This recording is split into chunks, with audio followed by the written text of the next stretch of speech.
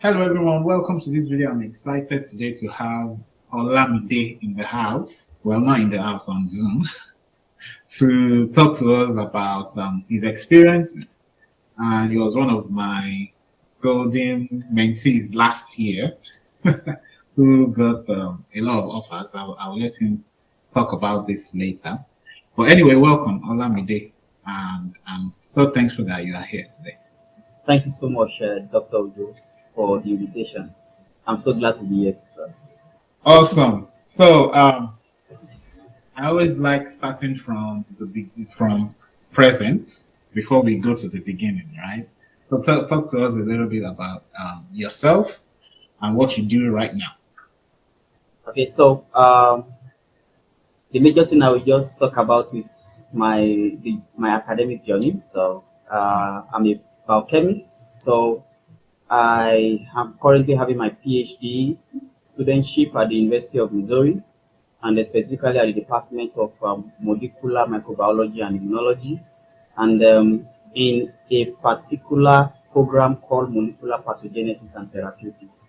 So currently, my laboratory is working on pancreatic cancer, and all we are doing is just to study the association of tumor-associated macrophages in the tumor microenvironment of majorly the pancreatic ductal adenocarcinoma.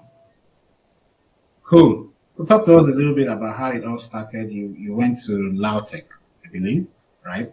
Yes.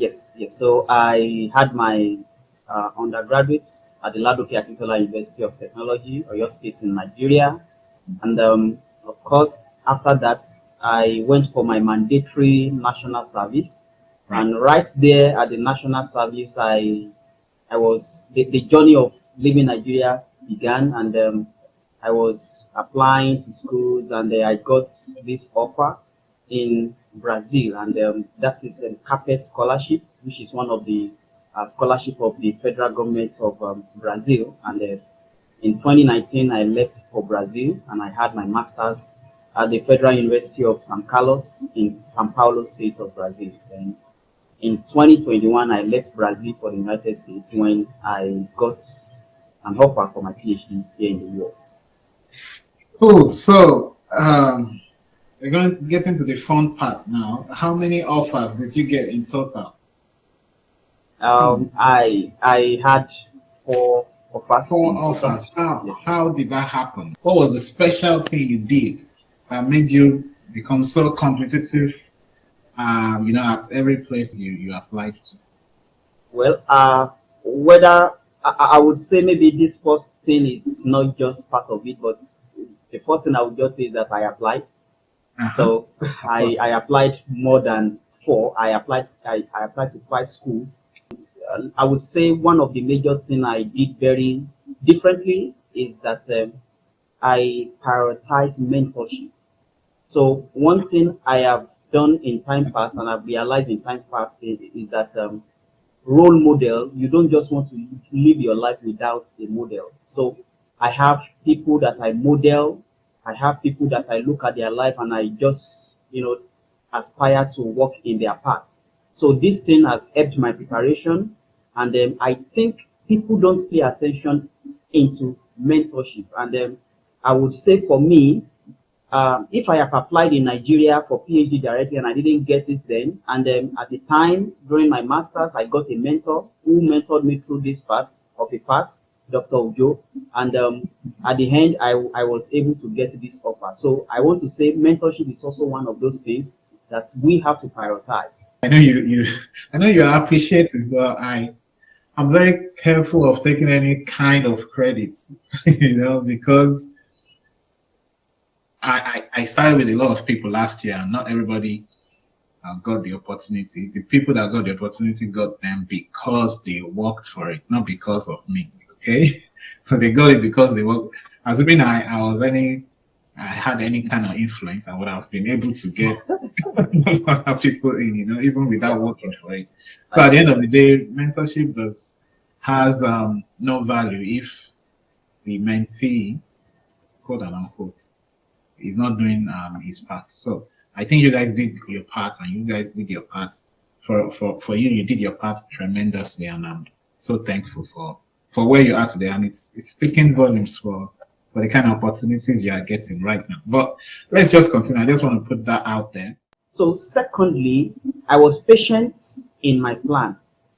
So, it all did not start by putting that application through. I was patient in all my preparation.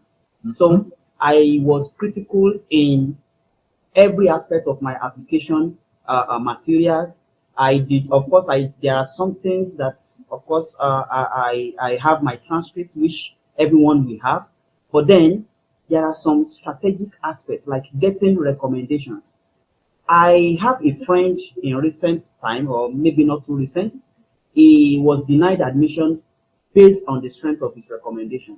And that alone was one of those things that made me realize that getting a good recommendation letter is also one of those things you need to be successful in grad school. So it does not really matter whether or not you have good academic proficiency exam like GRE or your TOEFL or your academic transcript. It Right. does not really matter. So, but the strength of your recommendation. So, someone who is trying to put up more than, say, 5 applications out there, and you don't have good relationship with your recommender, then you will struggle to get people to recommend you. So, Mhm. I would say planning, trying to invest in relationship with people you have known in the past, people who can give honest opinion about your progress is very important. So for me, I got people who did this for me, and I'm very thankful for that. So this has also formed part of my, let me say, the success of my application. So then another thing I would say is approach to interviews. Um, One thing is, if you get that interview and you are not serious about uh, the way you approach the interview, you may end up not getting the offer. Because one thing I know is that during one of my interviews, I saw opportunity in every interview that I attended. So there was one of the first offer I had, the first which happened to be my first interview. I discovered that the interviewers are interested in what I have done in the past and in what I am about to do with them, With and them. I proposed a review paper manuscript. So at that point, they became not too comfortable with that proposition, but then I was told that they will get back to me. And there are also some critical questions that I was also mentored to ask. Answers to those questions are some things that always put my mind at rest that, oh, I may get this offer. Then, shortly after those time, I discovered that, of course, a message came in shortly after that time that they are ready for the manuscript. And I wrote this manuscript with professors that I have not worked with professors Right. that I don't even know. So just the interview. And this manuscript was, at the end of the day, it was funded. It was published in an open access alongside 2 professors in that university. So it wasn't too surprising to me that at the end of the day, I got their You offer. got the offer. So Yes. let me come in right there. So you proposed during the interview, you proposed an idea for a paper that you Yes. guys can write together Yes. during the interview. Of course, they probably have not heard that before, so they wouldn't probably give you an answer. But before you propose that, you must be a very serious candidate who is confident in his writing skills, right? And you know that whenever you deliver these manuscripts, they will be impressed, right? So it's just a means to kind of impress them, even if they're not going to accept. I think that was an interesting thing to kind of suggest during an interview. It shows you are thinking about their research too, and you have ideas that you're going to bring to their lab. So I think that was interesting. So you eventually got the paper accepted and published, right? Yes. But I think you did not end up you didn't end up going there, right? Yes, I didn't end up going to that school. Which is unfortunate for them anyway.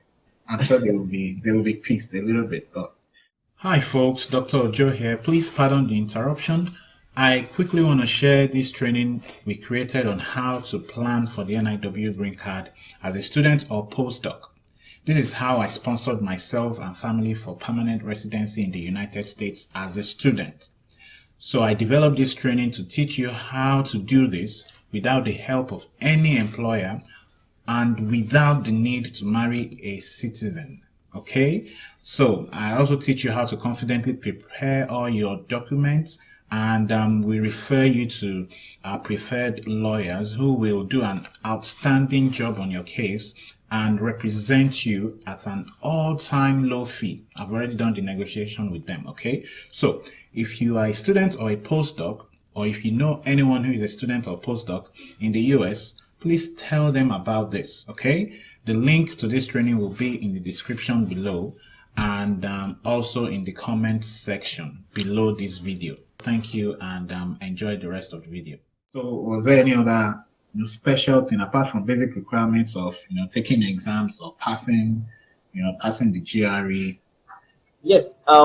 Another thing I will say is that at a point during my master's degree in Brazil, I started trying to upload some videos, teaching on some video lectures, and especially there was one I made then which talked about siRNA, which is some form of gene silencing.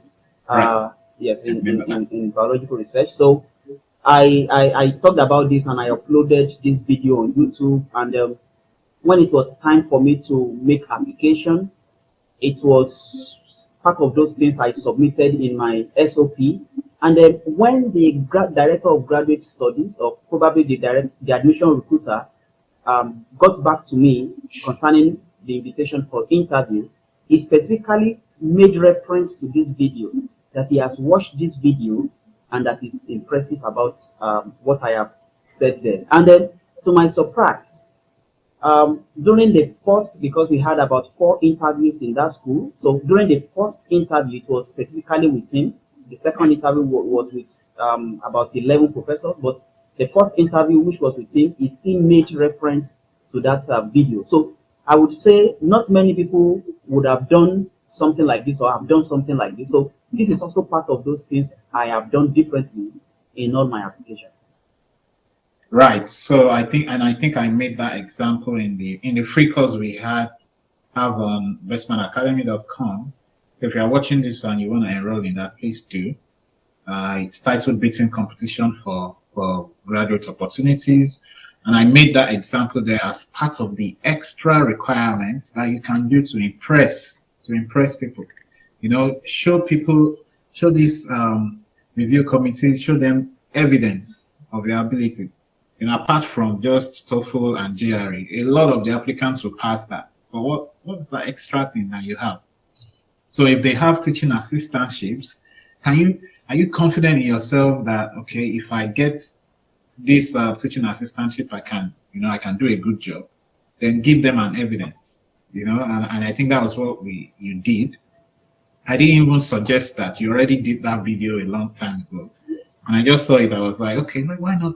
Let's add this. Let's add this to your. So I think you included that where. So how did you show that evidence to in your application? So I just added a link in my SOP, and I was actually showing that if I had provided such teaching online, and in addition to my teaching experience in Nigeria, which I also talked about in my SOP. So right. I said I can comfortably provide both online and on-site teaching, and that I will not shy away from the opportunity to use that skill didactically in their graduate teaching cadre, assistancy cadre. Right. Yeah, I think So that was very wise, because as people are reading your emails, and I think you included it in the email too, right? Maybe yes. Some of the email I sent.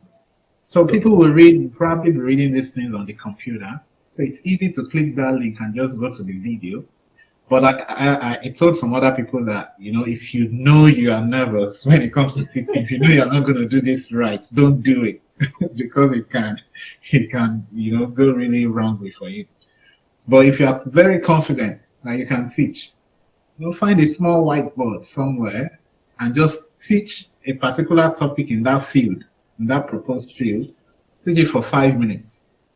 Just teach that topic for 5 minutes and include the link in your SOP or in the email that you're going to send to maybe graduate coordinators or professors.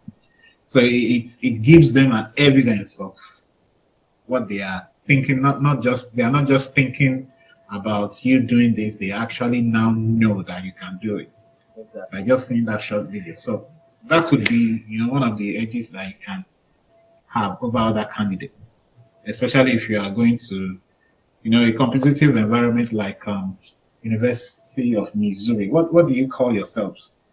For Tigers. Missouri Tigers. We're going to the Tigers. All right. We call ourselves Cowboys in Oklahoma. Wow. Uh-huh. I don't even know what we call ourselves here in Stanford yet. I have not been to any game. You have to find out. All right, that's good. So how is your semester going so far? You just finished your first semester? Yes. How did that go? Yes, I would say fine, but of course not. It is not as smooth as I would expect because I have to combine both classes. I have to wake up so early. I'm not an early person like that, so I work through the night and then I want to sleep very early in the morning. Yeah, So I have to go to class every day, and then after that I have to resume to the lab. So combining these two things and then also finding my balance, finding my way around my new environment, right. is something I have to learn to do within the semester. But overall, the semester ended well for me. That's great. Yeah, the first semester is always rough, but what you would see is you would be able to find that balance as you move along in your PhD. I'm not saying it's going to get easier. I'm not going to deceive you by saying that. Yeah, definitely going to get busier. Going to get more busy. So I won't say it's going to be easier, but you'll be able to find that balance. I think that balance is important, and you need to have fun too. Join associations. You can have more fun early right now because when you're halfway into your PhD, all you'll be thinking about is your research and just getting data and defending and getting out. So if you want to have fun, this is the time to meet people outside your small lab right now. Anyways, it's been a pleasure talking to you, especially on camera recording. I know we talk all the time, but it's been a pleasure having you on Investment Academy channel to share your knowledge with people. And I'm very confident that you do great in your program. I have no doubts whatsoever.